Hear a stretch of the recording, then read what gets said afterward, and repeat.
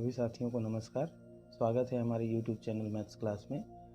सभी साथियों से उम्मीद है कि वो ज़रूर करके गणित अच्छे से बना रहे होंगे। जहां समस्या होगी बिल्कुल उनके कमेंट्स का स्वागत है और हम चाहेंगे कि उनके कमेंट्स के माध्यम से हम निरंतर सुधार करते रहें। तब तक के लिए साथियों अपना प्यार देते रहिए हमें, और इस चैनल को लाइक, शेयर और जितना ज़्यादा हो सके सब्सक्राइब कीजिए, ताकि हम हमेशा अच्छा कार्य करने के लिए और हमेशा गणित के क्षेत्र में कुछ अच्छा करने के लिए प्रोत्साहित होते रहें। तो सभी साथियों को धन्यवाद and again like, share and subscribe. Thank you. ये आगे चलते हैं आज के गणित की ओर। इस गणित को भी आप साथियों से निवेदन है कि थोड़ा अच्छे से समझने का प्रयास कीजिए, और जहां भी लगे कि आपको एक सुझाव देना है तो बिल्कुल कमेंट कीजिएगा। आइए दोस्तों, तो चलते हैं आज की गणित की ओर। साथियों, आज हम कक्षा 10वीं के अनुपात एवं समानुपात अध्याय 5 से प्रश्नावली 2 के प्रश्नों को हल करेंगे। पहला दूसरा प्रश्न हम पहले ही हल कर चुके हैं। आज हमारे पास प्रश्न जो है वो तीसरा है जिसको हमको हल करना है। प्रश्न समझ लेते हैं कि किसी व्यवसाय में 3 व्यक्ति ए, बी व सी को 70,000 रुपये का मुनाफा मिलता है। उन्हें इस मुनाफे को A/B बराबर 4/2, B/C बराबर 10/5 के अनुपात में बांटना है। बताइए कि प्रत्येक को कितने रुपए मिले, ए को सी का कितना गुना रुपया मिलेगा। तो देख लीजिए साथियों, बहुत सारे लोग साझेदारी में बिजनेस करते हैं। तो यहाँ भी ए, बी और सी कोई साझेदारी में बिजनेस कर रहे हैं जिसमें उनको 70,000 रुपये का फ़ायदा होता है। लेकिन साझेदारी में क्या होता है, सभी बराबर के साझेदार हों ऐसा ज़रूरी नहीं है। किसी की हिस्सेदारी ज़्यादा होती है, किसी की हिस्सेदारी कम। तो हिस्सेदारी के अनुसार मुनाफा बांटना पड़ता है। तो वैसे ही यहाँ पर क्या कहा गया है, इस मुनाफे को A/B में 4/2, मतलब A और B के बीच में ऐसा हिस्सेदारी किया जाता है कि इनके हिस्सेदारी का अनुपात 4/2 होता है। वैसे ही B और C के बीच में हिस्सेदारी ऐसा किया जाता है कि उनके बीच में अनुपात 10 और 5 के अनुपात में होता है।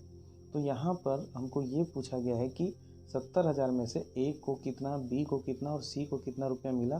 साथ में ये भी पूछा गया है कि A को C से कितना गुना ज़्यादा पैसा मिलेगा। तो चलिए साथियों, देखते हैं इसको हल करके ये कैसे हल होगा। तो साथियों, सबसे पहली चीज़ तो मान लीजिए कि A, B और C इन तीनों ने जो मुनाफा है वो बांटा आपस में, और मुनाफे का टोटल कितना होगा, 70,000। तो मैंने क्या कर दिया, एक समीकरण बना दिया, A + B + C = 17,000। अब यहाँ पर क्या है, मेन चीज़ जो क्वेश्चन में हमको अवेलेबल कराया गया है वो ये है कि A और B का जो अनुपात है वो कितना है, 4/2 है।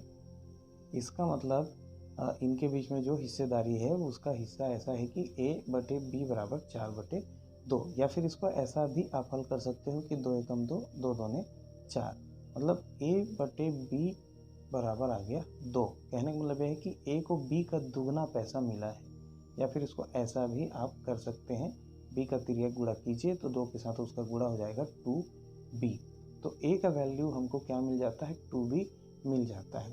तो ये पहला कंडीशन था साथियों। अभी दूसरा कंडीशन इसी में और कहा गया है कि B और C के बीच में भी कुछ अनुपातिक जो है बंटवारा होता है। तो उसमें ऐसा है कि B को 10वां हिस्सा और C को 5 हिस्सा, मतलब अनुपात के रूप में 10/5 में ये मिलता है। तो इसको भी हम छोटा कर सकते हैं। देखिए, 5 एकम 5 और 5 दूने 10।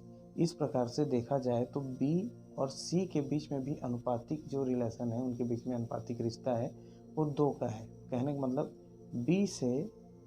B जो है वो C का दुगना पैसा लेता है। इस प्रकार से आप तुलना कर लीजिए कि A जो होता है B का दुगना लेता है और B जो होता है C का दुगना लेता है। तो इनकी आपस में तुलना करें तो क्या हो जाएगा, जैसे कि A हो गया A = 2B, ठीक है। तो B की जगह पर हम B का वैल्यू रखते हैं तो यहाँ 2 हो गया, और यहाँ B की जगह पर आ गया 2C, तो इसका हो जाएगा 4C। तो A के 2 वैल्यू हमको मिल जाते हैं जिसका उपयोग हमको करना है। A = 2B और आ जाता है A = 4C। तो इन दोनों का उपयोग हम इस समीकरण में मान रख के करते हैं, ठीक है।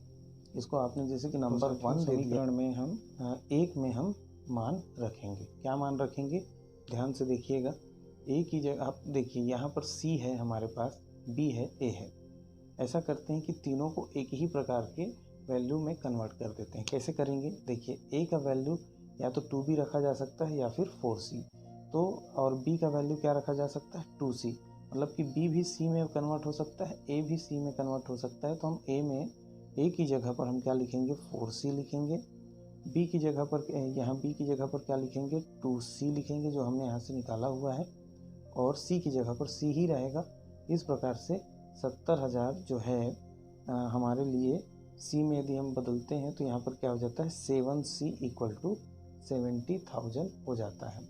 तो c का वैल्यू क्या हो जाएगा साथियों, 7 यहाँ पर भाग चला जाएगा, नीचे चला जाएगा, तो हम कटा देंगे उसको, ये हो जाएगा 10,000 रुपये। जहाँ समझ में नहीं आया होगा साथियों तो समझ लीजिएगा कि 7 को जब हम यहाँ से हटाएंगे तो यहाँ नीचे क्या करना पड़ेगा, उसका भाग देना पड़ेगा। तो 7 एकम 7, 7 एकम 7, और जितने जीरो हैं वो नीचे आ जाएंगे, तो मतलब क्या हो जाएगा ये 10,000 बन जाएगा। तो इसको मैं फिर से आप लोगों को जैसा था वैसे लिख देता हूँ। यहाँ 70,000 और यहाँ पर था 7, तो हमने भाग दे दिया। सी का वैल्यू कितना आ गया साथियों, हमारे लिए आ गया 10,000। तो इसलिए ए का वैल्यू क्या आ जाएगा, यहाँ सी का मान रखेंगे, और बी का वैल्यू क्या आ जाएगा, यहाँ पर सी का मान रखेंगे। चलिए रख के देखते हैं। अतः ए बराबर 4c होता है, तो 4c के लिए क्या हो जाएगा 4 इंटू सी का वैल्यू है 10,000, तो ए का वैल्यू हो गया 40,000। तो ए को 40,000 मिलेंगे, और बी को क्या हो जाएगा 2c होता है उसका, आप देख सकते हैं b इक्वल टू 2c है, तो 2 इंटू सी का वैल्यू है 10,000 हमने रखा यहाँ पर, तो आंसर आ गया हमारा 20,000। इस प्रकार से पता चल जाता है कि सी को जो पैसे मिले हैं वो हो गए, सी को मिले 10,000, ए को मिले 40,000 और बी को मिले 20,000।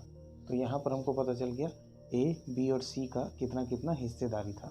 साथ में साथियों यहाँ पर मैं छोटा सा जगह लेके बताना चाहूँगा कि ए को सी का कितना गुना पैसा मिला था। तो ए इक्वल टू हमने 4c निकाला था ऑलरेडी, तो यहाँ से पता चल जाता है कि ए को जो पैसा मिला है वो सी का कितना गुना है, 4 गुना मिला हुआ है। आप देख भी सकते हैं कि ए का पैसा कितना है 10,000 है, जबकि सी का पैसा कितना है 10,000 है, तो सी का कितना ए को कितना मिला हुआ है 40,000। कहने का मतलब ए को सी से 4 गुना ज़्यादा पैसा मिला है। इसी से आप यहाँ पर बता सकते हैं जो ऊपर में हमने बनाया हुआ है उसके अनुसार कि ए इक्वल टू 4c है, अर्थात यहाँ पर क्या लिखेंगे आप, ए को सी से 4 गुना ज़्यादा पैसा मिलेगा या ज़्यादा हिस्सेदारी मिलेगा। ठीक है साथियों, तो इसको आप समझ के लिख लीजिएगा, और उम्मीद है कि ये गणित भी और ये प्रश्न भी आपको समझ में आया होगा, और उम्मीद है कि आप इसको बिना देखे भी बना सकते हैं या इस प्रकार के प्रश्नों को बना सकते हैं। तो साथियों अपना प्यार बांटते रहिए, शेयर, लाइक और सब्सक्राइब करते रहिए। तब तक अपना ध्यान रखिए, स्वस्थ रहिए, मस्त रहिए। आपका दिन शुभ हो। धन्यवाद।